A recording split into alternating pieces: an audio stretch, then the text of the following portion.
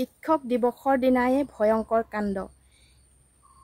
শিক্ষকক সন্মান কৰা দিনটোতেই ছাত্ৰই এনে এটা ভয়ংকৰ কাণ্ড কৰিলে, যি নেকি ভাৰত চৰকাৰে নৱোদয় শিক্ষা অনুষ্ঠানসমূহ আমাৰ শিক্ষাৰ্থীসকলৰ বাবে সুবিধাৰ্থে দিয়াৰ অনুষ্ঠানটোক বদনাম কৰিবৰ বাবে এছাম শিক্ষাৰ্থীয়ে এনেকুৱা কুকৰ্ম কৰে। পবিত্ৰ দিনটোতো তেওঁলোকে সেই কুকৰ্ম কৰিবলৈ নেৰিলে। বলকচোন এনেকুৱা এটা ভয়ংকৰ নৱোদয় স্কুলৰ ঘটনা আপোনালোকৰ আগত আগবঢ়াবলৈ লৈছোঁ। শুনি বা দেখি আপোনালোকৰো চকুৰ কপালত উঠিব। বলক তেন্তে ভিডিঅ'টো মাজলৈ। তোমালোকৰ স্কুলৰ ল'ৰা ছোৱালীবিলাকে এনেকে মাৰি দিলে। Look at him. তেওঁৰ চিনিয়ৰে কাপোৰ ধুব লাগে, নহলে কিবা কৰিব লাগে, নহলে এনেকে মাৰি দিছে। ছাত্ৰ জীৱনৰ প্ৰথম কথাটো হৈছে ডিচিপ্লিন। আৰু যদি শিক্ষকৰ এই কথাখিনি মানিব নাজানা, শিক্ষকে কোৱা কথাখিনি যদি শুনিব যদি তোমালোকে নোৱাৰা, তেতিয়াহ'লে তোমালোকৰ এই শিক্ষাটো সম্পূৰ্ণভাৱে ব্যৰ্থ হৈছে। एजुकेशन माने तो कि व्हाट इज एजुकेशन? क्या मतलब है एजुकेशन का? एक अच्छे नागरिक बनना। और एक अच्छे नागरिक बनने के लिए सबसे ज्यादा जरूरी यह है कि आप लोग डिसिप्लिन में रहोगे। अगर डिसिप्लिन नहीं तो कुछ नहीं।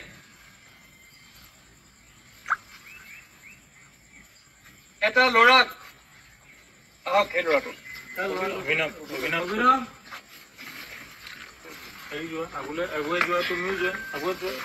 এজন দেউতাক নথকা লৰাক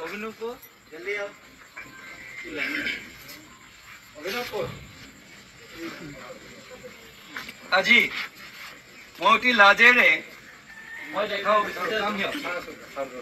All of you should see. কি শিক্ষা এইটো কি এডুকেশ্যন? ভাৰত চৰকাৰে নৱোদয় বিদ্যালয় এই দাদাগিৰিৰ কেন্দ্ৰ কৰিবলৈ বনোৱা নাই।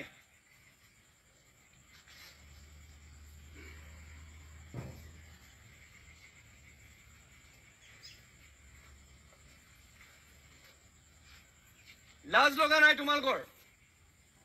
যোনখিনিয়ে কৰিছা, যোনে ইনচেণ্ট মই তাক কোৱা নাই, কিন্তু সবে মাক দেউতাকে মোক এক পিনৰ পৰা কৈছে যে ক্লাছ 9ৰ যদি মোৰ ল'ৰা পঢ়িছে এইটো ওপৰৰ পৰা শিকিছে। ক্লাছ 12ৰ কোন কোন আছে? ক্লাছ 12 এতিয়াৰ পৰা তোমালোকৰ দায়িত্ব, সিনিয়ৰ মোষ্ট হিচাপে তোমালোকৰ দায়িত্ব। তোমালোকে চাবা যাতে এই স্কুলখনত আৰু দাদাগিৰি নহয়। जुबान देते हो तुम लोग? এই স্কুলখনত আৰু কোনো ধৰণৰ দাদাগিৰি টলাৰেট কৰা নহব। এনেকুৱা হলে আপোনালোকে নৱোদয় স্কুলত বা যিকোনো স্কুলত বা হোষ্টেলত আপোনালোকৰ ল'ৰা ছোৱালী দিবলৈ মন যাবনে বাৰু? এতিয়া আচলতে ভয়ংকৰ ঘটনা হ'বলৈ ধৰিছে।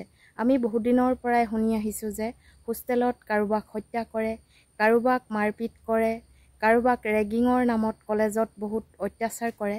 কিন্তু সেইবোৰ আমাৰ মাজৰ পৰা আঁতৰ হ'বলৈ এতিয়া হ'ল। কাৰণ বহু দিনৰ আগৰ পৰাই ৰেগিং উঠাই দিলে।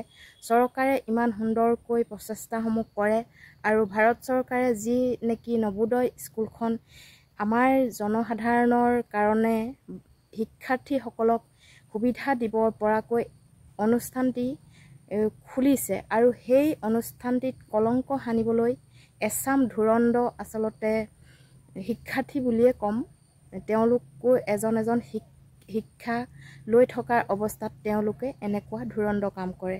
100 জনৰ ভিতৰত হয়তো 2-এজনৰ বাবে অনুষ্ঠানটো বদনামী হৈ যায়, আৰু 100 জনৰ ভিতৰত সেই 2-3 জনৰ বাবে সমগ্ৰ ভাৰতবৰ্ষত বা নৱোদয় বা যিকোনো অনুষ্ঠানটোতেই এনে এটা কুকৰ্ম কৰিলে হয়তো দ্বিতীয়বাৰ আকৌ ভাল হ'লেও হেয়াত এটা ভয় মানুহৰ বা জনসাধাৰণৰ সোমাই থাকে।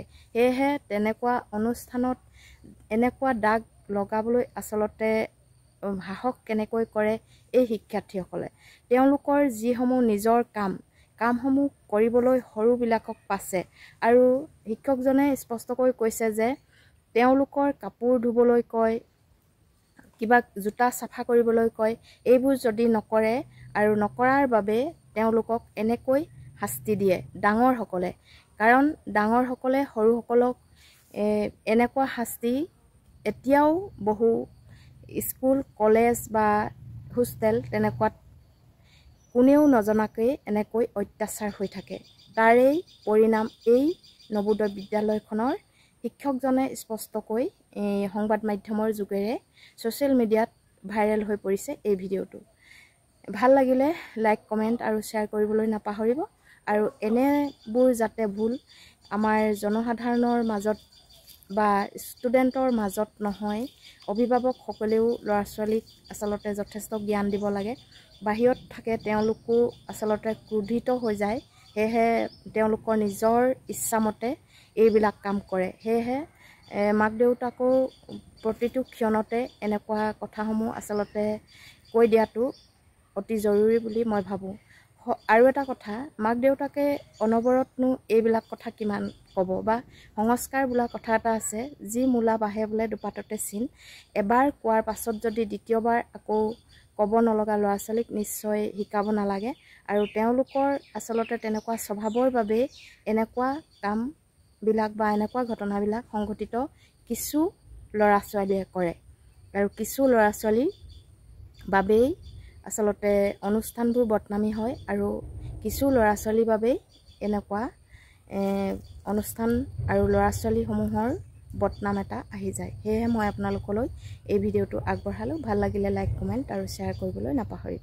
ধন্যবাদ।